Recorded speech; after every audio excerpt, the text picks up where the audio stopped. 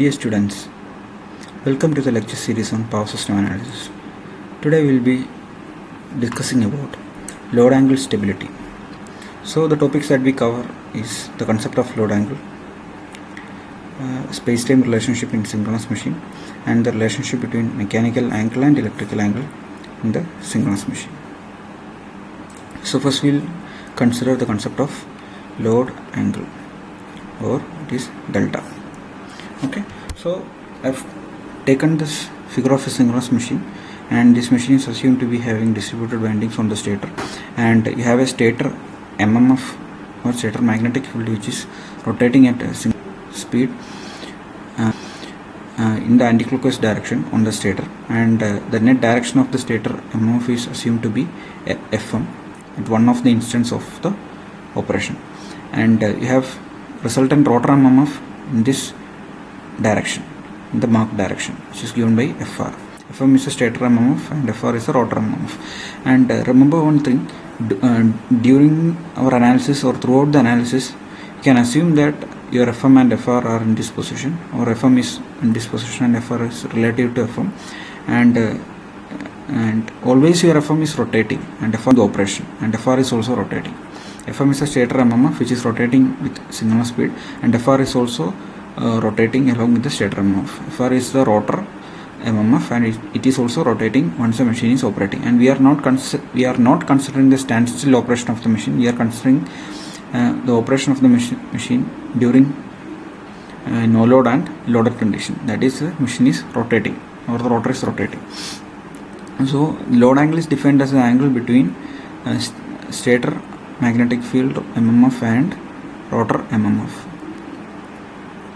Okay, and you can see that in this condition, or in this particular figure, Fr and Fm are aligned together, and so that you will get the angle of delta as 0. And this particular condition is valid for no load condition. And in this condition, machine is not delivering any power to the load; it is simply rotating. Both Fm and Fr are rotating, and relative positions give you delta equal to 0. Okay, and it is not delivering any power to the load, the machine, and the machine is working under stable condition. Now what happens when the machine is loaded? Once the machine is loaded, your mechanical input has to be increased in order to meet the increase in electrical load. So once the PM increases, because of the increased mechanical input, some shaft torque will be introduced in the rotor, okay, from the previous position. So this shaft torque will be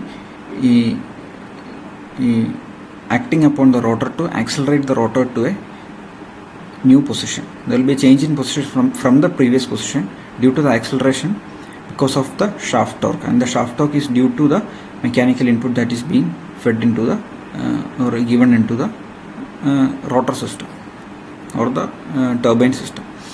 Now, in order to oppose this shaft torque, there will be an electromagnetic torque T being produced, and this T is due to the force of attraction between south and north poles. So this T will be opposing the T shaft. So you will be having T in this direction, and you will be having TS in this direction. Okay, so these two will be opposing. So while during the opposition, this rotor will be oscillating around this particular position. Okay, and at the end of this oscillation, or once the oscillation settles down, the rotor position will be fixed, or the rotor will be moved to that new position compared to the previous position, and it will be settling down at that position. Okay, so you will be having Fm, Fr, and this value of angle as delta. And so you can, from this you can say that your mechanic or electrical output produced will be P is equal to P max sin delta, and it will be P will be proportional to the sin delta. Okay, and delta is this particular angle. Okay, this delta. Okay, so some mechanical some output will be produced, and that will be fed to the load. So and this analysis is valid for theta range of 0 to 90 degree. Okay, now what happens when your machine is moving close to the operation range of 90 degrees? That is, your mechanical input has increased from the previous case, and your machine has still accelerated, or rotor has accelerated, so you have some shaft torque and you have some equivalent TE being generated or in opposition to TS. Now because of this TS and TE operating, the machine will be, or the rotor will be oscillating around this particular position, and it will be settling down to this value of delta. Okay, so this value of delta is, this is Fm, and this is Fr, and this will be the value of delta, which is equal to 90 degrees.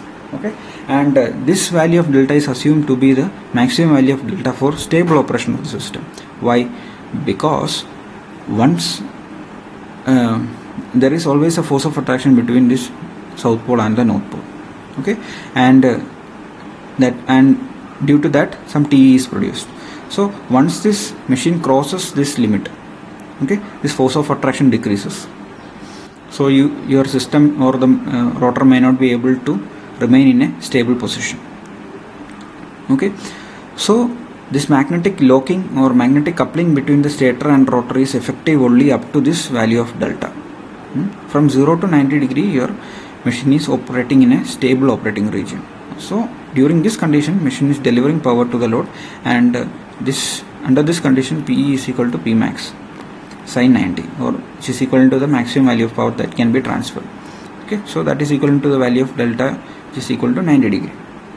Now if your delta go beyond 90 degree, okay, and due to further increase in PM, delta is going beyond 90 degree due to TS. Okay, so here your TS is there, but your TE is weak.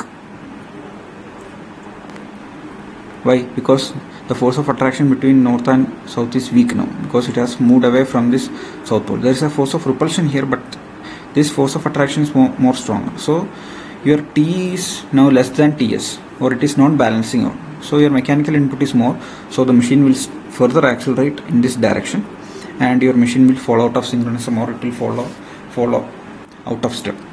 Okay, so you will not be able to reach a stable delta position if your operating angle of the rotor is going beyond 90 degree.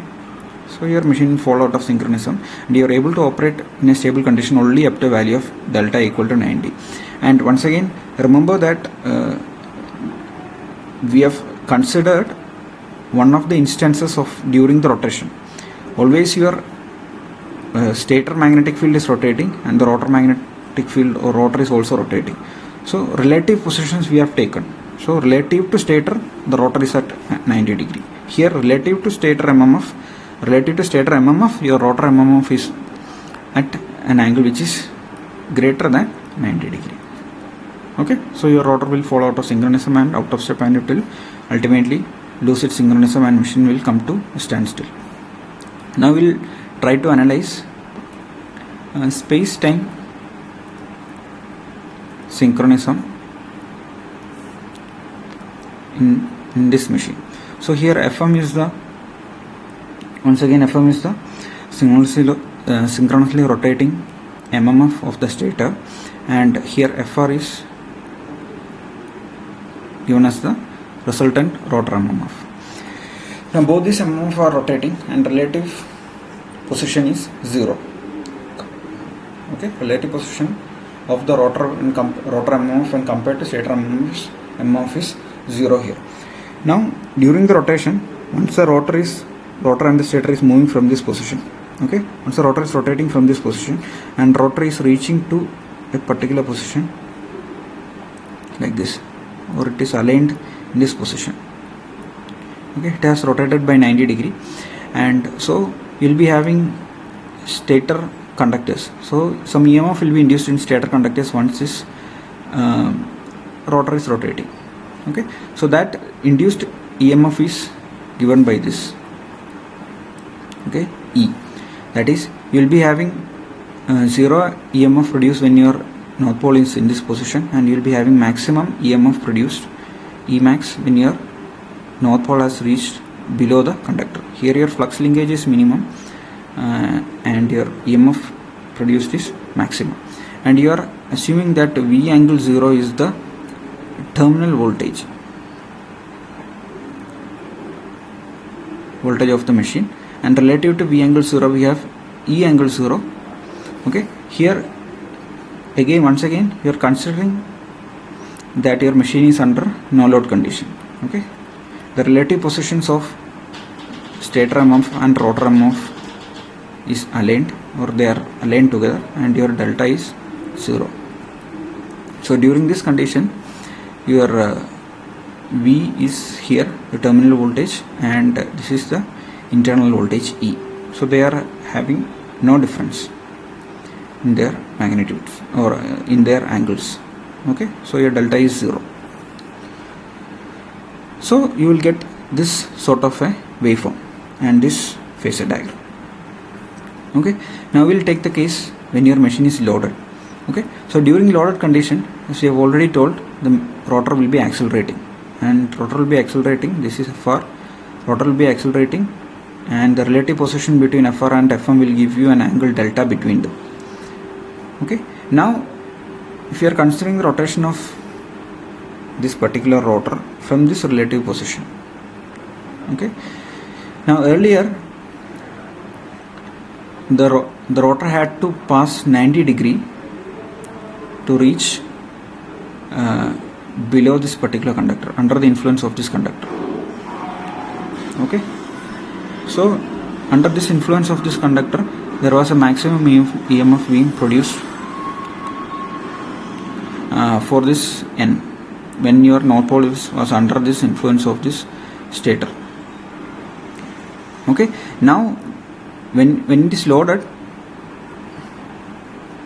this rotor has to move only an angle 90 minus delta to reach under the influence of this or below this stator conductor, so that maximum EMF will be induced in the stator conductor. Okay, so this 90 minus delta is being defined here. So this region is 90 minus delta. Okay, so this is 90 minus delta. So when the voltage, when your rotor has rotated by 90 minus delta, it will be reaching its maximum value, or you can recreate your waveform like this. Okay, that is, it is leading your E angle 0 by delta, or it is E angle delta. Okay, and we are talking about relative positions of FM and FR. These are not stationary positions. FM is between FT positions between FM and FR. Okay, both are rotating at some particular speed, achieving synchronous speed. Okay, so such sort of a phasor diagram. This is your voltage, terminal voltage, and it is produced, and it is leading your terminal voltage by an angle delta. Now what happens if you further increase your delta? Okay, if your delta increases, okay,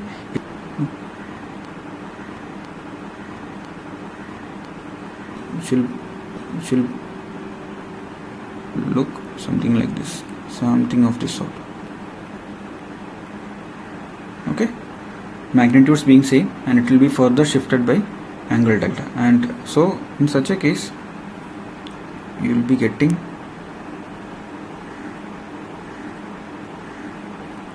E like this, which is at a higher delta. Okay, so you can understand that there is some correlation between the angle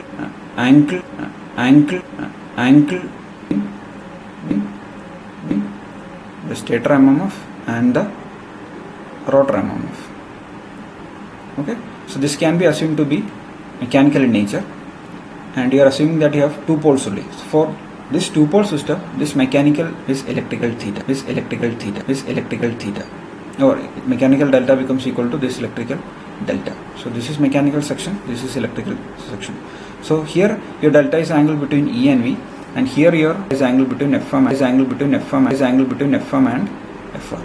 So for a two pole system, these two are correlated, or they are synchronized. Whenever your delta of your rotor varies, there will be a corresponding variation in the delta between E and V. Okay, so this is under loaded condition. So earlier we have taken the case for a no load condition. So when your machine is loaded, your delta will be varying depending on the increasing or decreasing load, and correspondingly your angle between E and V also varies. So you can say that your mechanical section is synchronized with the electrical section, and hence your synchronous machine gets its name. There is a certain sync between your mechanical section and the electrical section, or mechanical delta and the electrical delta. If you have more number of volts, you will be having some corresponding equation which can be related. This the equivalent electrical delta can be found out, and that will be related to this value of delta between E and V. Okay. Again, further, this analysis can also be proved from phasor diagram only, or with the help of phasor diagram. So here your V is the terminal voltage, and I is the current, load current, that is lagging behind your V by an angle phi, and you are assuming that your cos phi is constant. Okay, you have a constant power factor, and you have this EMF, internal voltage produced from this phasor diagram, which is E angle delta 1. Okay, now what happens when you have increase in magnitude of current? That is, when you are loading the machine more, when your electrical load increases, your current increases. So once the current increases, IR increases, IX increases, and correspondingly E increases. So from this you can say that your delta 2 is greater than delta 1. So this particular thing is E angle delta 2. Okay, and delta 2 is greater than delta 1. So with loading, your delta 2 increases when compared to delta 1. So from this also you can establish the relationship. Okay, you can say that once the machine is loaded, your angle between E and V increases, and angle between E and V is basically the angle between some relationship between the angle between your stator MMF and the rotor MMF.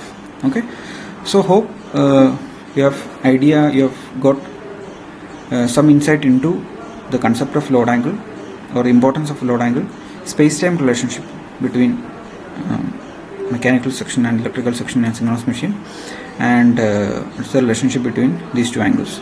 Both are deltas, and you have some certain relationship between these two values. Okay, thank you.